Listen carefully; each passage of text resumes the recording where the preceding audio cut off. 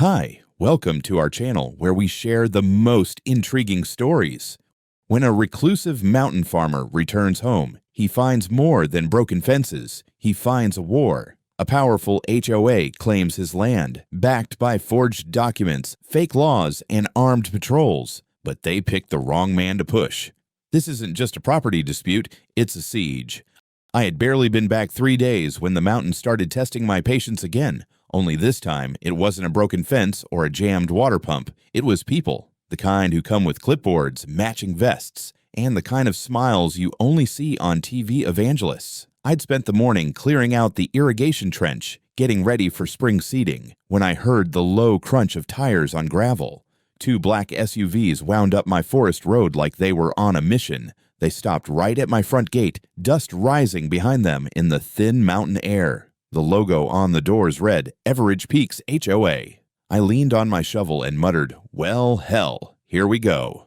4 people climbed out, 3 men in reflective vests, and 1 woman who moved like she'd rehearsed this moment in the mirror. Mid-50s, blonde bob stiff in the wind, clipboard already out before she shut her door. She gave the kind of tight smile you use on someone you think you own. Good morning, she called. I'm Karen Lawrence, president of the Everidge Peaks Homeowners Association. We're here for your compliance inspection. Compliance inspection, I repeated, half laughing.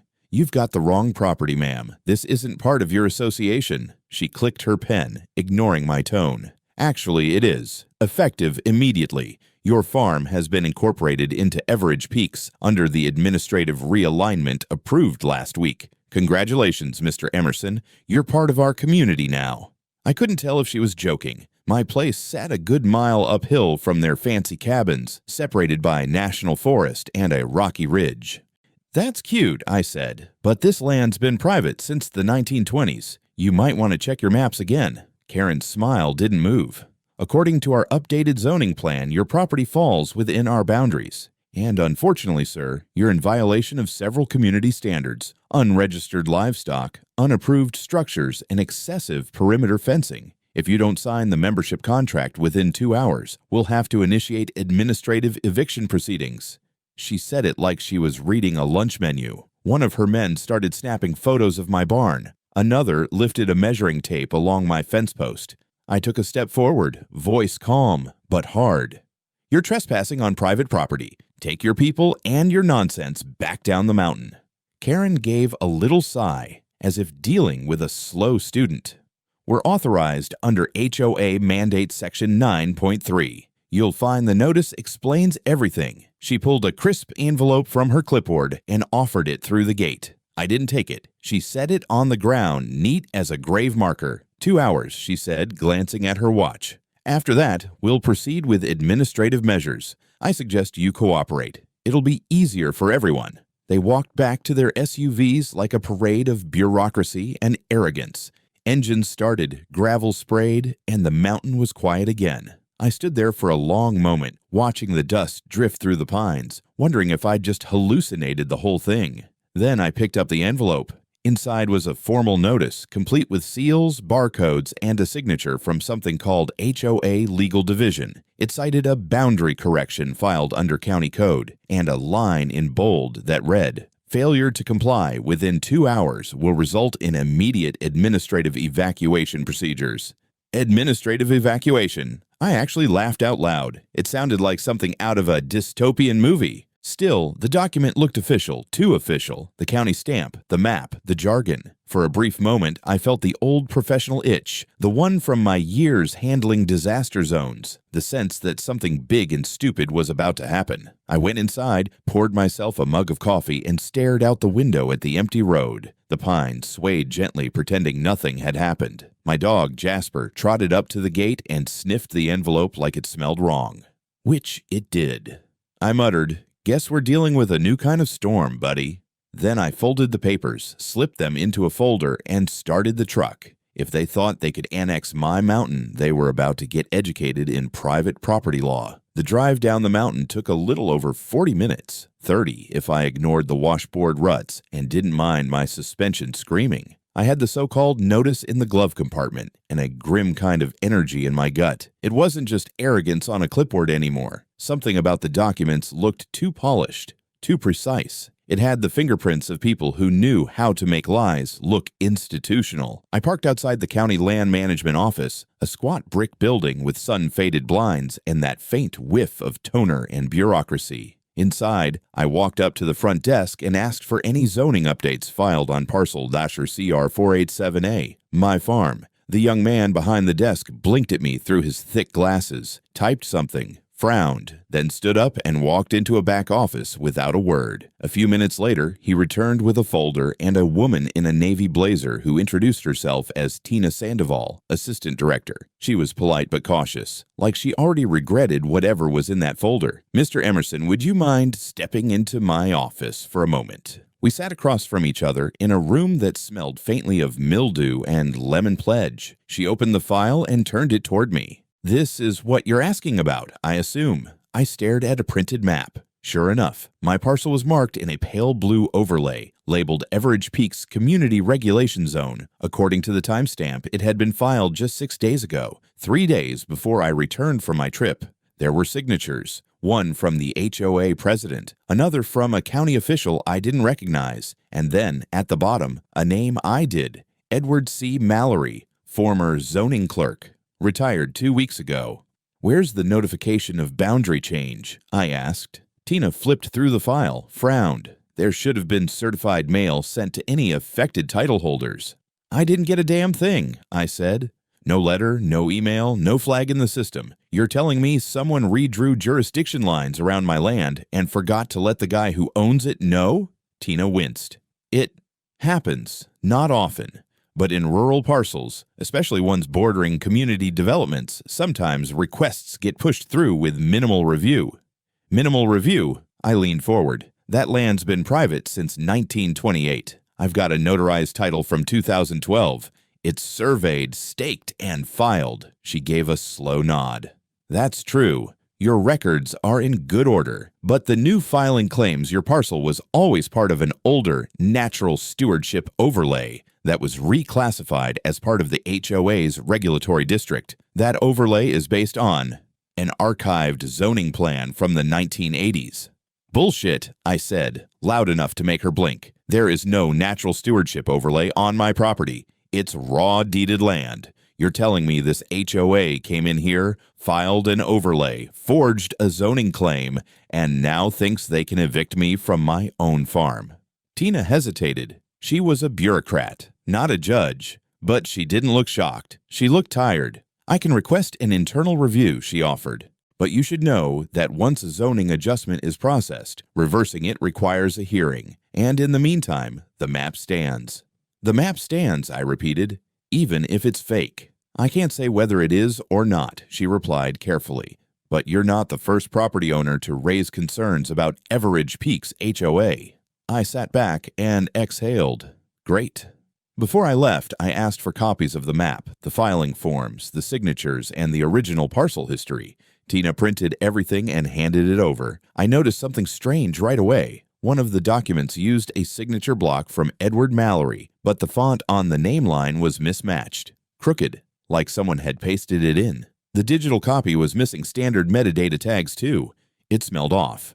Outside, I sat in my truck and took out my phone. I still had no service. That in itself was unusual in town, but not impossible in these hills. Still, it felt like too many things were lining up too quickly. I drove over to the library, used their free Wi-Fi to pull property records from the state database. The official state plat map didn't yet show the HOA overlay. Interesting. I dug deeper, downloading the parcel boundaries from a GIS tool I used during my old FEMA days. Nothing about a regulatory overlay. Nothing about stewardship zones. My property was still listed as independent rural agricultural, free from any residential covenant or planned community regulation. That was all the confirmation I needed. By the time I headed back up the mountain, it was nearly sundown. When I reached the first bend in the forest road, I slammed the brakes. A new sign had been drilled into a tree trunk at the access point. "Welcome to Everidge Peaks Community Corridor. No passage without authorization." Underneath it, a metal post had been planted in the ground. Fresh concrete, fresh paint, fresh nerve. I stepped out, tore the sign off the tree with one good yank, tossed it into the back of the truck, and kept driving. The mountain was mine. and someone was about to learn what happens when they try to steal it. The next morning, I woke up to silence that didn't feel quite right. Normally, the hum of the satellite receiver, the soft tick of the inverter, or even the scratchy AM band I kept on in the kitchen gave the house a pulse. But today, nothing. I checked the breaker panel, then the inverter. Power was fine, but no internet, no phone. My satellite signal was showing zero connectivity, not low, not lagging, just dead. I rebooted the receiver twice, ran diagnostics, still dead. Then I noticed the blinking light on the emergency link box I'd set up years ago. It was hardwired through a private provider, completely separate from the HOA's local grid. The light blinked service disrupted. That's when my stomach twisted. I checked the antenna mount behind the house. The pole was intact, but the dish was tilted, like it had been wrenched by hand. Someone had physically tampered with it. I made a note to call the provider from town. In the meantime, I needed supplies anyway, so I loaded up the truck and headed for the road. That's when I saw the slab. At the first fork beyond my fence line, just outside the tree line, a huge precast concrete block had been dropped across the road. It had rebar loops on top, likely lowered in by crane or heavy equipment. Spray painted across the face in fluorescent orange were the words, "Temporary closure, HO infrastructure maintenance. No public access." Public access. My ass. I got out and examined the slab. No markings from the county. No permit number, no signage from the Department of Transportation. This wasn't an official road closure, it was a goddamn blockade. Behind it, I saw faint tire tracks. Someone had been up here with equipment recently. That meant they had access through the secondary logging trail, the one that wrapped around the back end of my property through federal forest. It wasn't even marked on most maps. I had no intention of letting this stand. I hiked back up to the house, changed into boots, grabbed my emergency pack, and headed out on foot, cutting through the woods using a trail I'd flagged years ago with survey tape. It took me about an hour to reach the lower valley where my old boundary gate used to be. When I stepped into the clearing, I saw it immediately. They'd installed a motion-triggered camera on a pole with a small solar panel and a laminated HOA placard zip-tied to the post. Just beyond it, parked half-hidden behind the tree line, was a white truck with a light bar. Not a police cruiser, but one of those private security vehicles people love to rent when they're too cheap to hire real law enforcement. As I stepped closer, two men emerged from behind the truck, both wearing dark polo shirts and tactical vests marked HOA Community Patrol. One of them carried a clipboard. The other had a holstered sidearm. The clipboard guy stepped forward. "Sir, this area is temporarily closed to foot traffic under HOA Perimeter Security Code. Do you have authorized credentials?" I stared. "You're standing on private property. Mine. Do you have credentials?" He didn't flinch. "We received reports of unauthorized movement through this sector. Under our jurisdiction, any unregistered entry can be logged as a security incident." The other guy stepped in, one hand resting on the butt of his weapon. "You need to turn around, sir. Now." I locked eyes with him. "Or what? You'll detain me for walking on my own land." Neither answered. Clipboard man raised a phone and started taking photos of me. I smiled wide and flipped him off for the record. I turned and walked back the way I came, pulse steady but seething. Once I was out of range, I activated the trail cam system I'd installed years ago to track wildlife migration. I'd forgotten I even had those little bastards wired into the trees above the slope. If anyone came through that secondary trail again, I'd have their faces, plates, and time-stamped footage. By the time I returned home, something else had changed. A thick yellow envelope was taped to my door. I tore it off and opened it on the porch. Inside was a letter marked "Notice of Provisional Foreclosure Due to Non-Compliance." It listed my violations, including failure to register property under HOA jurisdiction, refusal to submit site for inspection, unauthorized water usage from protected aquifer, refusal to vacate upon notice. Then came the kicker. As a result of non-compliance, access to all HOA-supported services is suspended. A review of property rights is scheduled, and the title may be subject to reassignment per Subdivision Charter 11.2. That wasn't just arrogance anymore. That was a threat. An implied seizure of land rights through fabricated procedure. I stormed inside, grabbed the last working piece of tech I had left, a dedicated field tablet with GPS and offline mapping tools, and started pulling together every document I had. My original deed, satellite photos, survey stakes, assigned water rights transfer from 1983. Then I did something I hadn't done in years. I pulled out the old drone. Still charged, still operational. I programmed a flight path over the logging trail and launched it from the ridge behind the house. The feed came back clean until it hit the far edge of my property. There, tucked under a canopy of pine, were 3 ATVs and a stack of fertilizer bags parked on my land. I zoomed in. 2 of the men from earlier were loading something onto a trailer. One of them pointed up at the drone and said something. The feed cut out. I brought the drone back, heart pounding, and stored the footage. I didn't know what they were doing back there, but whatever it was, it sure as hell wasn't sanctioned by any legal authority. That night, I didn't sleep. I kept watch by the window, one hand on a flashlight, the other near a loaded shotgun. The mountain was still, but it wasn't quiet. And this time, I knew they weren't going to stop. The birdhouse looked like any other, handcrafted cedar nailed to a pine just off the main garden path. I'd built it myself years ago and hadn't paid it any mind since. But something about the way it caught the light that morning made me stop. The hole wasn't round anymore, it was square. Slightly too perfect. Closer inspection confirmed it. A pinhole lens embedded in the carved opening, clean and black like a pupil staring back at me. I pried the birdhouse down and took it apart at my workbench. Inside was a small lithium battery, a micro SD slot, and a blinking signal LED still warm. Whoever put it there hadn't just been watching, they'd been streaming. Likely real time. Likely to the HOA. That meant they'd been in my yard. Close. Quiet. Watching.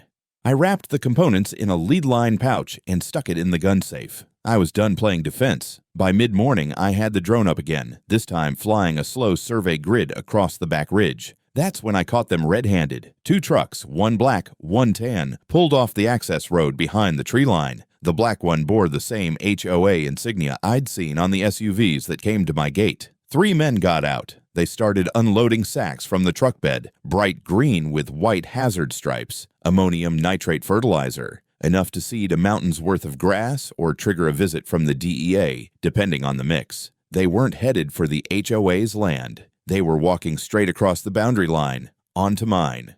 I recorded everything: drone angle, timestamps, facial profiles, license plates. One of the men, older, bearded, wearing an HOA windbreaker, pulled out his phone and snapped photos of my field irrigation system. Then he stepped behind my barn and out of sight. That was enough for me. I grabbed the full dossier of documents I'd been compiling: original deed, survey photos, signed water rights certificate, timestamps from the drone, metadata files, and drove straight to the sheriff's office in town. I knew the sheriff, Roy Duncan, from back in the day. He was one of the few county officials who hadn't yet been seduced or cowed by the HOA's lobby pressure. I didn't bother with reception. I walked right into his office and dropped the folder on his desk. "Roy, I need you to look at this before someone gets hurt." He studied the first few pages in silence, then the photos. He let out a long whistle at the fertilizer shots. "That's your land?" he asked. "Every square inch. The bastards came in from the North Ridge, off the old Federal Service Road. Same spot they dropped the concrete block last week." Roy leaned back, chewing his pen. "I've heard rumblings about Everidge Peaks playing fast and loose with boundaries. But this?" He flipped to the image of the fake birdhouse camera. "This is criminal trespass and unlawful surveillance." "And if I hadn't found it?" I asked. He didn't answer. He picked up the phone and dialed someone. "Hey, Davis, get me Deputy Hill and pull the incident map from Sector 14. Also, flag the name Karen Lawrence. We're opening an inquiry." I sat there for the next 20 minutes as Roy built out a case file and took a formal statement. He scanned the drone footage into evidence and tagged the license plates with a rush request for ownership lookup. By the time I left, he'd already issued a notice to preserve evidence to the Everidge Peaks HOA, meaning if they deleted one email, they'd be looking at obstruction charges. It felt good, like the tide was finally shifting, but I didn't get far. Halfway up the mountain road, my truck's GPS lit up with a strange message.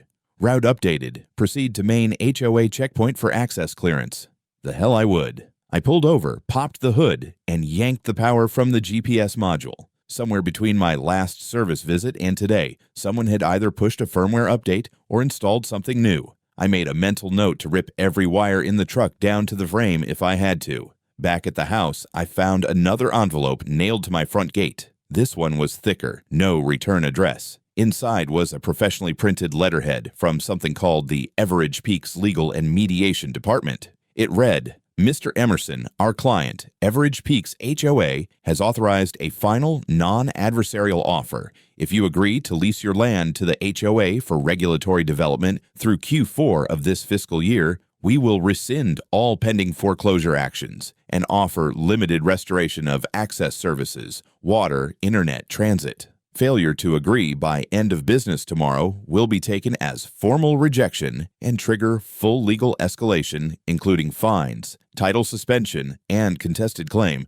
filing with the Regional Planning Authority. Please contact our representative, Etienne R. Ainsley, Esq. I read it twice, 3 times. Then I did what I always do when something smells like bullshit. I verified. I called the Colorado State Bar Association and asked for the license details of 1R, Ainsley, Esq.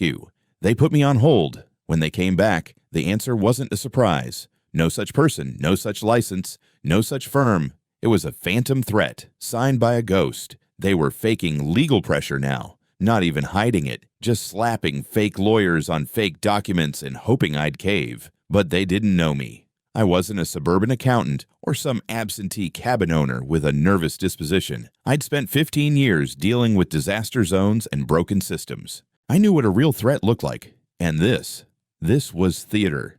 Loud, messy, and about to collapse under its own weight. I took out a fresh SD card and loaded every last shred of digital evidence onto it, then drove it straight to the county legal office and filed a motion for protective injunction. It wouldn't stop them yet, but it would get the attention of people higher up the chain. And I was only getting started. I woke up to silence. No wind, no birds, not even the usual distant hum of trucks on the Ridgeline Road. Just thick, oppressive quiet.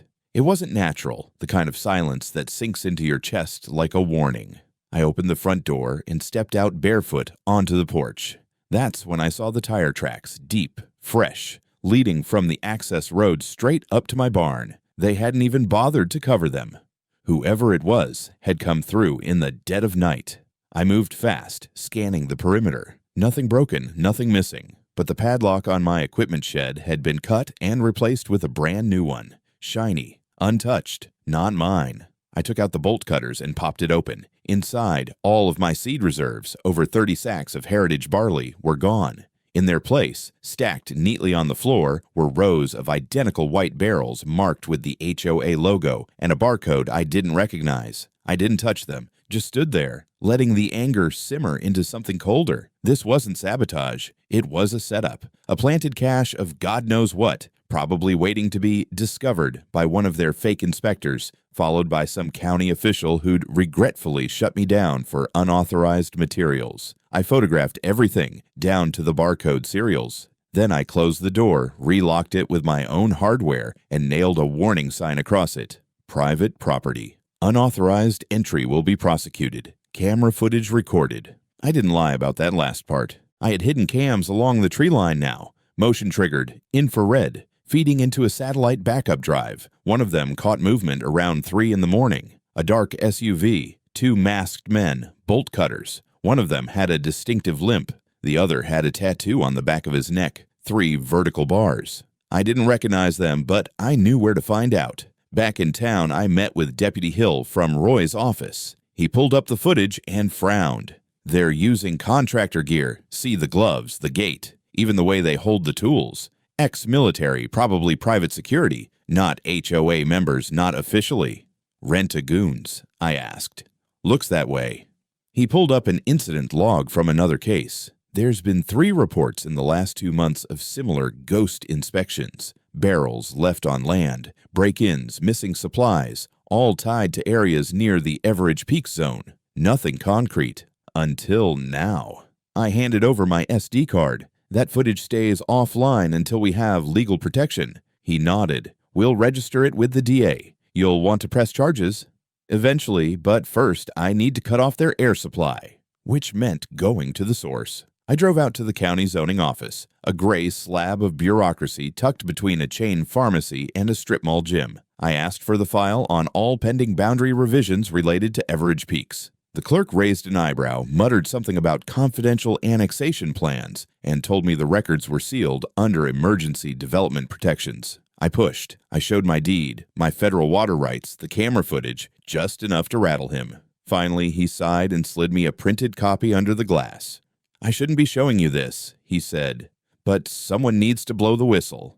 The document was a scanned PDF, dated 2 weeks earlier. It included a boundary adjustment map that swallowed my land entirely, forest, lake, even my driveway, stamped and signed by a county official I'd never heard of, Ronald Beeks, regional land supervisor, except Ronald Beeks, as I'd later discover, had retired in March. The signature had been copied from a template and pasted onto the digital file. Sloppy. I asked the clerk where it had come from. He told me the file had been submitted by a registered land consultant named Heather Linwood, working on behalf of Everidge Peaks HOA. That name I knew. Linwood had shown up in a lawsuit 2 years ago, accused of falsifying wetlands designations to reroute construction permits. She'd walked, no charges. Now she was back, and she was targeting my mountain. I left the office with a hard copy of the fake document and drove straight to the county registrar's office to file a formal property dispute. That gave me some leverage, at least on paper, but I knew it wouldn't stop them from trying something dirtier in the meantime.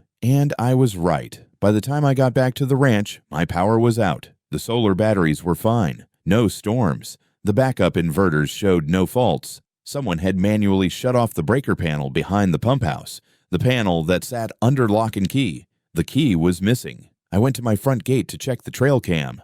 Gone. Ripped from the post. Not just removed, smashed. I stood there for a long time in the fading light, looking out across the tree line. They weren't just bluffing anymore. They were inside. The morning after the blackout, I started laying traps. Not the kind with teeth or wires. Those were illegal without proper signage, but legal ones. Paperwork, surveillance, dead man switches. If they wanted a war of attrition, fine. But I was done playing defense. First, I moved the drone into a fixed pattern sweep over the property, set to patrol every hour, feeding live to my encrypted drive. I rerouted the solar array outputs to an isolated circuit, cutting them off from the breaker they'd tampered with. I drilled out the tampered locks and replaced them with industrial magnetic locks that couldn't be jimmied. I also started archiving every single call, email, and correspondence from anyone mentioning Everidge Peaks, HOA authority, land assessments, or emergency compliance protocols. By 10 a.m., I had 3 calls from unknown numbers. All 3 left messages. The last one wasn't even pretending anymore. "This is the HOA Compliance Division," the voice said, flat and digitized. "You have failed to adhere to emergency integration requirements. This is your final notification. Officers will arrive to collect your keys and initiate property transfer by 1400 hours. Voluntary compliance is advised." I replayed that message twice, then forwarded it to Deputy Hill, along with a copy of the fake boundary document and the fake legal notice. I told him I expected a criminal investigation by the end of the day. He didn't argue. By noon, I heard them again. Engines, multiple. I looked out the window and counted them. 3 black SUVs creeping up the access road, slow, deliberate, like a motorcade of vultures. No markings this time. No HOA decals. No visible plates. But they were the same type of vehicle Karen had arrived in just 2 weeks earlier. They didn't stop at the gate. They drove right through it. I mean that literally. One of the SUVs just nudged the metal bar aside with a steel-plated grill and kept going. The gate buckled inward, tore off the hinge, and crumpled into the gravel. I stood on my porch with my arms crossed, not saying a word. The lead SUV stopped 10 feet from my boots. A man in a gray suit stepped out. No clipboard, no badge, just a binder and sunglasses too dark for the weather. "Mr. Emerson," he said, "you've been advised repeatedly. This is now a final enforcement visit. By authority of the Everidge Peaks HOA and emergency municipal compliance regulations, we are authorized to reclaim this property pending arbitration." "You have no legal basis," I said. "You're trespassing." He didn't blink. "You'll want to take this seriously." He opened the binder and showed me a new document. This one was thick, at least 30 pages. It claimed to be a lease to HOA transfer agreement, citing Emergency Municipal Code 241B and referencing a federal floodplain realignment act. which was strange considering we were 4,000 feet above sea level and hadn't seen a flood here since 1968. I asked him if he was a lawyer. "I represent the compliance team," he said. I asked for a badge number. He flipped a page, showed me a license. It was laminated, not state issued, no bar number, so I took out my phone and snapped a picture. He lunged for it. I stepped back and whistled 3 sharp notes. The dog I'd rescued 2 years ago from a mudslide in Boulder shot out from the barn like a missile and landed between us with a snarl that could rattle ribs. The man froze. My dog didn't. He crept forward, low, hackles up, until the man took 2 steps back and raised his hands. That's when I saw it. Inside his binder was a concealed body mic. Not just a recorder, a live feed transceiver. They were filming this. For court, or worse, for HOA internal theatrics. A staged voluntary transfer confrontation. "Leave," I said, calm and firm. "Now." He didn't argue, just gave me a long look, got back in his car, and all 3 SUVs reversed down the slope. That afternoon, I drove straight to the sheriff's office and filed a trespassing and destruction of property report. Deputy Hill was there, and when I showed him the footage from the dog standoff, his eyebrows climbed halfway up his forehead. "You got any idea who this guy is?" "Not yet, but I know who might." Which is how I ended up in a diner booth across from my cousin Laura, a GIS analyst for the state who owed me one after I fixed her cabin's collapsed roof 2 years ago. Laura pulled up the HOA's land filings from the past 6 months. Turns out Everidge Peaks had submitted 13 expansion requests under different shell organizations, some of them listed as eco-conservation coalitions, others as veterans housing initiatives. They were laundering their land grabs under nonprofit fronts. And guess who signed off on most of those permits? A woman named Heather Linwood. She's bad news, Laura said. She's got a consulting license, but no official land survey credentials. She's been gaming rural zoning boards for years. I asked her for one more favor. Can you get me satellite archive imagery of the property over the last 20 years? Anything that proves this farm was never part of the development zone. Laura nodded. Give me a day. Back at the ranch, I replaced the gate with a steel crossbeam welded to the fence posts. No hinges this time. If they wanted in, they'd need a chainsaw. And I was done being polite. I started drafting a complaint to the Bureau of Land Management and the Department of Justice, not just for myself, but for anyone else up here who might have been targeted the same way. Because this wasn't just about me anymore. This was a system, and someone needed to burn it down. The next 48 hours were a blur of coordination, paranoia, and preparing for whatever the HOA had planned next. I barely slept. Every sound outside triggered a response. I was checking cameras, motion sensors, even the livestock's behavior. If they sent another convoy, I wanted to catch them on tape from every angle. But instead of brute force, they changed tactics again. Early morning, a white unmarked van pulled up just beyond the tree line where the private road forks with the county-maintained trail. They didn't come near the gate, just parked, sat there, hours. No movement, no driver change, no deliveries. I watched it through binoculars and spotted a glint off a lens behind the passenger glass. Surveillance. Not even subtle anymore. I phoned Laura. She'd delivered. A full satellite time-lapse of my land's topography going back to 2003. Clear as day. My property was isolated, undeveloped, fully fenced, and never once connected to the HOA development grid. No roads, no pipes, no common utilities.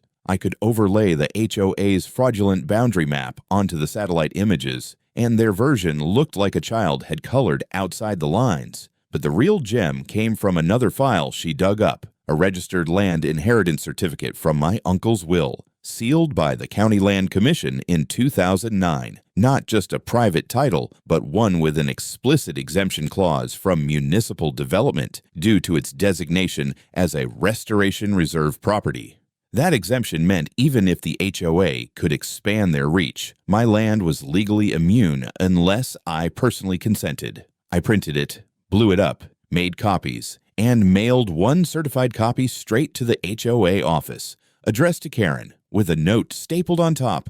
Nice try. Then I went to the sheriff's department again, this time with everything. Satellite overlays, the will, the footage of their compliance officer trying to take my phone, and the body mic. Deputy Hill leaned back in his chair, rubbing his temple like he had a migraine forming. Jesus, this is deep, real deep. You're not the only one, are you?" "I'd bet my water rights I'm not." He promised to forward it all to the district attorney. That afternoon, I heard from the lawyer again. This time, a different number, different voice, but same message. "This is legal counsel for Everidge Peaks Community Management. We acknowledge receipt of your documents, but due to active litigation under the Federal Community Realignment Program, your exemption may be nullified under Section 12, Subheading C. We are prepared to negotiate a settlement to avoid further disruption. Please respond within 24 hours. I paused. Federal Community Realignment Program. That didn't exist, at least not in any federal register I'd ever heard of. I asked him for his legal name and license number. He gave a name, Daniel Humes. I ran it through the state bar directory. No such person. I searched the number. It bounced through 2 rerouting proxies in Nevada and ended in a disconnected line. These weren't lawyers. They were actors. At this point, I had enough to file a formal fraud complaint with the Colorado Department of Regulatory Agencies and a federal land use violation report with the Bureau of Land Management. I did both. I attached everything. Then I started making noise. I called an old friend, Jake Stanford, investigative reporter with a small but ferocious environmental watchdog blog. Jake owed me for a lead I gave him 5 years ago that got a crooked mining firm shut down. When I told him what was happening, he swore and said, "You've got to be kidding me. This is coordinated land laundering." He wanted boots on the ground. I told him to come with a camera, a press badge, and wear steel-toed boots. Jake arrived the next morning. We spent hours walking the perimeter, filming the drone footage, photographing the busted gate, and laying out documents across the dining table. He interviewed me on record. Then he pointed to the birdhouse on the edge of the property. "What's that red light?" I froze. We hadn't touched the birdhouse since the last footage. I climbed the ladder and opened the hatch. Inside, wedged behind a faux panel, was not just a camera, but a solar-powered transmitter, still active, live broadcasting, not motion-triggered. It had been feeding footage somewhere in real time. We disabled it and bagged it for evidence. I called Deputy Hill and told him we had a warrant-worthy device on private land. Jake uploaded a teaser article within 12 hours. The headline, "When HOA Turns Hostile, the War for Rural Land in Colorado." Within the hour, Karen called me personally. Not through a lawyer, not through a proxy. Her voice came through cracked and furious. "You think this is going to end well for you? You're destroying a community effort." I cut her off. "I'm going to destroy your whole operation." And hung up. By that evening, I had 4 more media inquiries, a sheriff's appointment for evidence pickup, and an alert from Laura that something big was coming down the pipe. A federal audit had been initiated against Everidge Peaks HOA. It was only the beginning. 2 black SUVs pulled into Everidge Peaks that Friday morning, unmarked but government plates. I watched the live stream Jake had set up across from the HOA office as federal agents stepped out, clipboard in hand, warrants in tow. Within 20 minutes, the building was cordoned off with yellow tape. Employees were escorted out, laptops boxed, hard drives seized. Karen wasn't on site. She'd gone silent after our last call. Deputy Hill called to confirm she was under investigation for filing forged documents to the Federal Land Registry, including a lost deed fabricated using outdated county templates. I wasn't the only victim. At least 6 other properties showed signs of tampering, all linked to the same digital signature. A week later, I testified. In court, I laid out everything: maps, footage, emails, the fake lawyer, the transmitter in the birdhouse. Karen sat stone-faced, flanked by 2 attorneys. When the judge read the verdict, her jaw clenched. Guilty on multiple counts: fraud, unlawful surveillance, and attempted illegal annexation. Sentence: 12 years, no parole. The HOA was dissolved. Properties returned to rightful owners. My land, officially sealed off as a private agricultural reserve, immune to further HOA claims. I installed new gates, cameras, and a sign that read, "HOA Free Zone. Trespassers will be legally processed." Then I hosted a barbecue for the veterans and farmers in the region. One guy brought moonshine, Jake brought the press, and me. I finally got to sleep, knowing the mountain was mine again.